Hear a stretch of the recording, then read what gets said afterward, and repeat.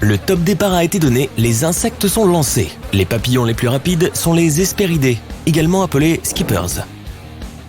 Cette créature peut atteindre une vitesse de 60 km/h et a d'excellents réflexes. À côté d'elle, un cheval adulte file à toute allure à peu près à la même vitesse. Une mignonne petite coccinelle se trouve sur son chemin. Bouge ou tu vas te faire piétiner. Le cheval se rapproche mais la coccinelle s'envole et vole juste à côté d'eux, devançant à la fois le skipper et le cheval. Puis elle décide de se poser sur la tête du cheval pour le reste de la course. Même si les coccinelles peuvent voler à une vitesse de pointe d'environ 60 km/h, elles ne restent généralement dans les airs que pendant quelques minutes. Elles peuvent d'ailleurs voler jusqu'à une altitude de 1100 mètres. Le cheval est en tête désormais. Le skipper décide également d'atterrir sur la tête du cheval à côté de la coccinelle. Il colle sa tête au bout du museau du cheval, prenant donc techniquement la tête de la course. Et oui, c'est de la triche. Le sol du désert est brûlant sous le soleil. Pas étonnant que la fourmi argentée saharienne soit la plus rapide de la planète. Elle peut même soulever des centaines de fois son propre poids. Si Usain Bolt, l'homme le plus rapide de la planète, peut courir 4 foulées par seconde, cette minuscule fourmi peut en courir 50. Si tu regardes bien, tu peux même voir ses minuscules pattes galoper à toute vitesse. Elle atteint une vitesse de pointe de 3,2 km/h, ce qui n'a peut-être l'air de rien si tu es un humain adulte qui la regarde d'en haut. Mais dans le monde des fourmis, ce sont clairement les plus rapides. Sorti de nulle part, un autre insecte sprinte juste à côté d'elle, laissant une tempête de poussière derrière lui. Il s'agit de la cicindelle d'Australie et c'est l'un des insectes terrestres les plus rapides de la planète. Elle peut courir à plus de 6,5 km/h. Certains coléoptères de la même espèce sont encore plus rapides et courent à environ 10 km/h. Ne t'inquiète pas pour ses ailes, elles sont juste là pour décorer puisqu'elles ne volent même pas. Elle n'en a pas besoin. Burk, un cafard. Ces créatures peuvent courir jusqu'à 5 km/h. Une petite souris surgit d'un coin et commence à chasser le cafard. Ces rongeurs peuvent courir jusqu'à 13 km/h. Tu vois une table et tu sautes dessus pour observer le cafard et la souris faire la course.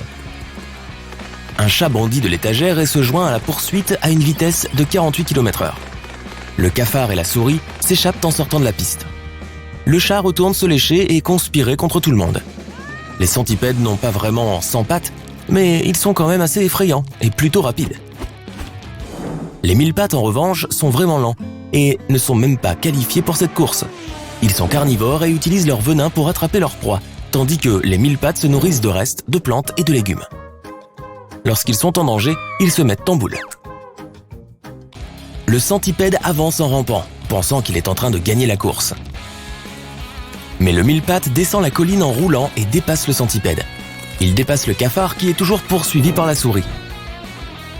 La descente se termine par une rampe, alors le mille-pattes roule et s'envole dans le ciel. Une libellule peut atteindre une vitesse de 55 km/h en volant, mais le mille-pattes, lui, passe devant. Un papillon sphinx passe par là et rattrape la libellule. Il peut voler à la même vitesse. Mais la libellule le redépasse. Ils atteignent la forêt et zigzaguent entre les branches et les feuilles. Ils volent tous les deux comme des vaisseaux extraterrestres dans l'espace, esquivant tous les obstacles. Le mille-pattes atterrit sur une branche d'arbre et continue de marcher. Une écaille martre passe devant lui à 5 km/h. Le mille-pattes se met en boule et se cache pour le reste de la course. Mais la branche sur laquelle il a atterri bouge. C'est en fait un phasme, et même s'il ne peut pas courir vite, il peut atteindre une longueur d'environ 33 cm. En dessous, il y a un Mimaridae, qui est considéré comme le plus petit insecte au monde, puisqu'il ne mesure que 0,1 mm. C'est encore plus petit qu'un grain de moutarde. Il saute sur la branche de l'arbre et essaie de distancer le phasme. La libellule et le papillon sphinx sont au coude à coude. Il est presque impossible de les repérer dans l'épaisse forêt, mais l'animal le plus rapide de la Terre les dépasse à la vitesse de l'éclair. Un bourdon peut voler à 53 km/h et battre des ailes environ 200 fois par seconde. L'abeille domestique peut voler à 32 km/h et battre des ailes jusqu'à 230 fois par seconde. Il traverse la forêt à toute vitesse. Le mille-pattes est toujours recroquevillé, caché à côté de quelques feuilles et branches. Le bourdon prend la tête et est presque au bout de la forêt, mais un frelon asiatique géant surgit de nulle part et le prend en chasse. Il peut voler jusqu'à 40 km/h et est assez agressif. Il commence à gagner du terrain, mais une chauve-souris apparaît de nulle part et se dirige vers lui, le faisant fuir. Le cheval avec le papillon skipper et la coccinelle court juste à côté des abeilles. et ils commencent tous à dévaler une colline. Sorti de nulle part, le mille-pattes se remet à dévaler la pente en dépassant le cheval et atterrit sur un rondin, flottant au milieu d'un lac. À la surface se trouvent des milliers de minuscules araignées d'eau, qui peuvent atteindre des vitesses de 100 longueurs de corps par seconde. Si une personne de 1,80 m nageait à cette vitesse, elle pourrait parcourir environ 650 km en 1 heure. Certaines grenouilles se mettent à poursuivre les araignées d'eau et les dépassent facilement. La grenouille Goliath peut peser jusqu'à 3 kg et sauter jusqu'à 3 mètres en avant. Certains crabes d'eau douce nagent assez lentement mais utilisent leurs petites pattes pour se déplacer d'un rocher à l'autre. Un scarabée tourniquet tente d'échapper aux grenouilles en nageant à une vitesse impressionnante de 5 km/h. Ce minuscule insecte a des pattes en forme de pagaie au milieu et à l'arrière. Un groupe de sauterelles effrayées s'envole. Elles peuvent voler mais ce sont surtout leurs puissantes pattes qui leur donnent l'élan dont elles ont besoin au lieu de décoller du sol. Lorsqu'elles sont dans les airs, elles peuvent atteindre des vitesses allant jusqu'à 12 km/h. Elles sont à égalité avec la souris qui a finalement dépassé le cafard. La puce n'est pas une spécialiste du sprint, mais elle peut sauter de beaucoup plus loin que sa propre taille. Si les humains pouvaient sauter comme les puces, nous serions capables de sauter jusqu'en haut de l'Empire State Building qui mesure 440 mètres de haut avec son antenne.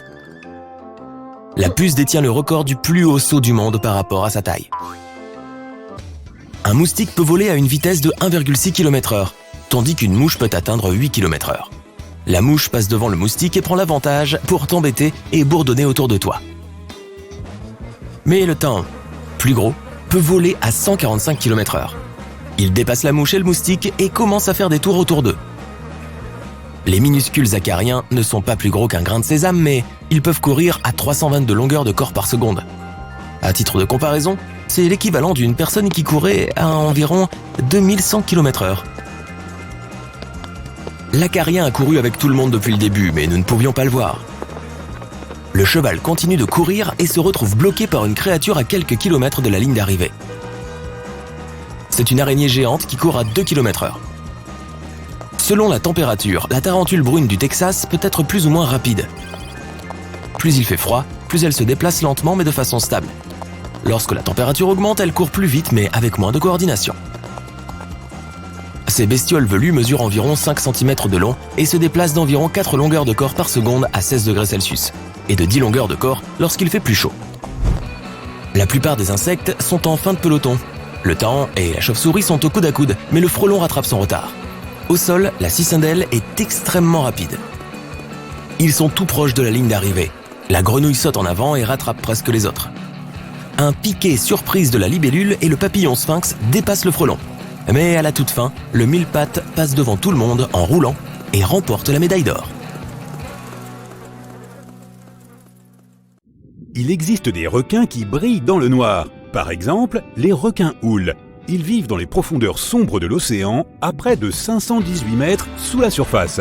Personne ne sait exactement pourquoi, mais ils émettent une lueur fluorescente que seuls les autres requins-houles peuvent voir. Les scientifiques ont détecté cette lueur en utilisant des filtres qui bloquent la lumière jaune. Ils pensent que cela pourrait être le moyen pour ces gros poissons de communiquer avec leurs copains. Cette lueur aide ces requins à combattre les infections au niveau microbien. Les vachers ont des mots de passe secrets qu'ils utilisent pour se reconnaître entre eux. Il s'agit d'un type spécifique d'oiseaux parasites puisqu'ils pondent leurs œufs dans les nids d'autres espèces d'oiseaux. Les jeunes vachers ont un mécanisme interne qui leur permet de reconnaître le chant de leur espèce comme une sorte de mot de passe secret que seuls connaissent. C'est ainsi qu'ils parviennent à trouver d'autres oiseaux de leur espèce. Un grizzly a une force de morsure incroyablement forte. Il peut sembler mignon, mais si tu t'approches de ce grand gaillard, tu ferais mieux de rester hors de portée de ses griffes tranchantes et surtout de sa gueule. Sa force de morsure est de plus de 8 millions de pascal, ce qui signifie qu'il peut broyer une boule de bowling. Certains animaux ont de grosses rayures épaisses, d'autres sont plus superficielles. Les tigres font partie du premier groupe. Non seulement leur fourrure est rayée, mais leur peau l'est aussi. Il en va de même pour d'autres grands félins à fourrure comme les léopards des neiges. Les girafes et les zèbres font partie du deuxième groupe, car ils ont des motifs uniquement sur leur pelage. En parlant de zèbres, penses-tu qu'ils sont noirs avec des rayures blanches ou blancs avec des rayures noires? Au premier abord, il semble que la deuxième option soit la bonne. Leurs rayures noires se terminent principalement vers l'intérieur de leurs pattes et sur leur ventre, et le reste est blanc. Mais ce n'est pas vrai. Étonnamment, ils sont noirs avec des rayures blanches. Toute leur fourrure, qu'elle soit blanche ou noire, pousse à partir de follicules qui contiennent des cellules appelées mélanocytes. Tous les animaux possèdent ces cellules. Elles produisent un pigment appelé mélanine qui donne de la couleur à leurs poils et à leur peau.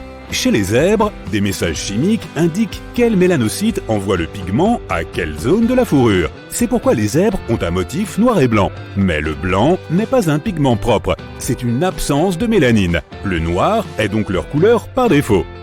Les koalas ont des empreintes digitales si proches des nôtres qu'elles pourraient même altérer les scènes de crime. Apparemment, ils n'ont pas grand-chose en commun avec les humains. Mais regarde de plus près leurs mains. Elles ont des boucles et des arcs distinctifs, donc si un koala veut faire quelque chose d'illégal, il serait bon qu'il porte des gants.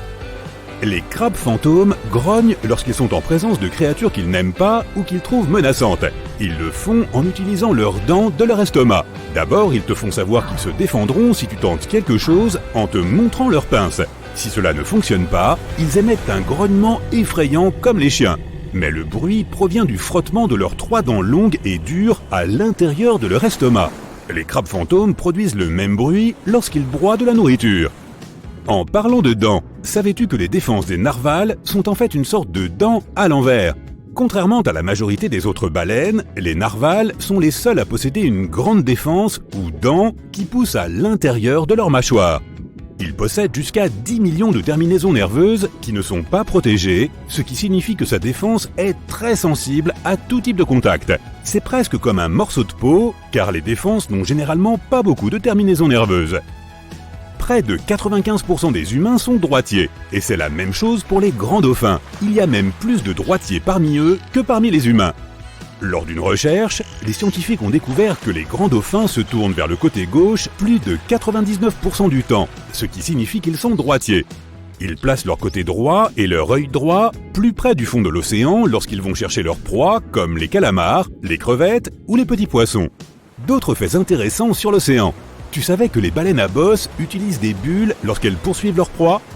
On pourrait penser qu'elles n'ont pas besoin de méthodes particulières vu leur taille. Mais lorsqu'elles guettent leur proie dans les eaux profondes, ces baleines font équipe et utilisent une technique appelée filet à bulles. Tout en nageant en spirale ascendante, elles soufflent des bulles sous l'eau. Ces bulles empêchent les poissons de s'échapper. La plus ancienne preuve que nous ayons de chats domestiqués remonte à 12 000 ans. Des chercheurs l'ont découverte il y a près de 20 ans en creusant dans un ancien village de Chypre. Ils ont trouvé des ossements de chats juste à côté d'ossements humains, ce qui suggère qu'ils étaient proches même lorsque leur vie prenait fin. Les humains étaient des chasseurs, ils ont donc domestiqué les chiens en premier il y a environ 29 000 ans. Les chiens les aidaient à attraper d'autres animaux, mais ils ne pensaient pas avoir besoin de chats jusqu'à ce qu'ils commencent à se sédentariser et à stocker les surplus de récolte. Les souris sont souvent présentes dans les entrepôts de céréales et les chats se sont avérés très utiles à cette époque. Les macareux sont très ingénieux lorsqu'ils veulent se gratter le corps. Ils peuvent sans doute être fiers de leur magnifique bec, mais ils pensent manifestement que ce n'est pas suffisant pour se gratter. Les chercheurs ont remarqué qu'ils ont tendance à prendre spontanément un petit bâton en bois pour gratter un endroit qui les démange. Il y a un type spécial de fourmi qui ne vit que dans une petite partie de Manhattan. Le terre-plein de Broadway, entre les 63e et 76e rues, est l'endroit que ces créatures rampantes ont décidé de choisir.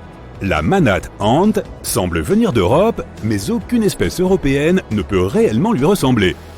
Les fans de Potter, pouvez-vous croire qu'il existe une chose comme une grenouille en chocolat ? Eh bien, pas tout à fait, mais ça lui ressemble. La Nouvelle-Guinée et l'Australie n'ont pas toujours été séparées. Elles ont passé des millions d'années ensemble jusqu'à ce que, il y a environ 12 000 ans, le niveau des mers les sépare. Comme elles sont restées ensemble pendant si longtemps, certains animaux et certaines plantes vivent encore dans les deux régions, notamment les rainettes de White. Ces grenouilles se sont répandues très loin et certaines d'entre elles qui vivent dans des régions chaudes et marécageuses entourées de nombreux crocodiles ont l'air d'être en chocolat. Nous connaissons tous les flamants roses pour leur couleur particulière, mais ils ne sont pas vraiment roses. Ils naissent gris et resteraient ainsi s'ils ne se nourrissaient pas d'algues bleues et de crevettes. Ces aliments contiennent un colorant naturel spécifique, ce qui explique pourquoi les plumes des flamants roses deviennent roses avec le temps. Lorsque les petits diables de Tasmanie grandissent et quittent leur mère, ils se regroupent et forment des liens qui durent toute leur vie. Les vaches ont aussi des liens sociaux plus forts qu'on ne le pense. Elles aiment socialiser et nouent des amitiés durables. Une étude a même révélé que leur rythme cardiaque augmente sensiblement en signe de stress lorsqu'elles sont séparées de leurs meilleurs amis. Imagine que tu puisses simplement te congeler pendant les froides journées d'hiver au lieu d'écouter tes dents claquer et d'essayer de fermer ta veste. C'est ce que peuvent faire les grenouilles. Les grenouilles aquatiques hibernent principalement sous l'eau et passent la majeure partie de l'hiver au fond d'un étang, d'un lac ou d'une autre étendue d'eau. Les crapauds et les grenouilles ont généralement le sang froid, ce qui signifie que la température de leur corps adopte celle de leur environnement. Ainsi, les grenouilles peuvent geler pendant l'hiver en raison d'une forte concentration de sucre ou de glucose dans leurs organes vitaux. Une fois dégelées, elles continuent comme si de rien n'était. Les pieuvres ont 3 cœurs et du sang bleu. Elles peuvent se déplacer à une vitesse de 40 km/h et projettent de l'encre qui non seulement brouille le champ visuel du prédateur, mais lui nuit également. Les pieuvres ont aussi 9 cerveaux, le cerveau central et 8 cerveaux plus petits situés dans leurs bras. C'est pourquoi leurs bras peuvent ouvrir un coquillage alors que le cerveau central est occupé à faire autre chose. Une pieuvre goûte même avec ses bras. Elle possède des cellules dans leurs ventouses qui permettent aux bras de toucher et de goûter de manière à détecter les substances chimiques produites par les créatures marines. De cette façon, une pieuvre peut distinguer ses proies des rochers.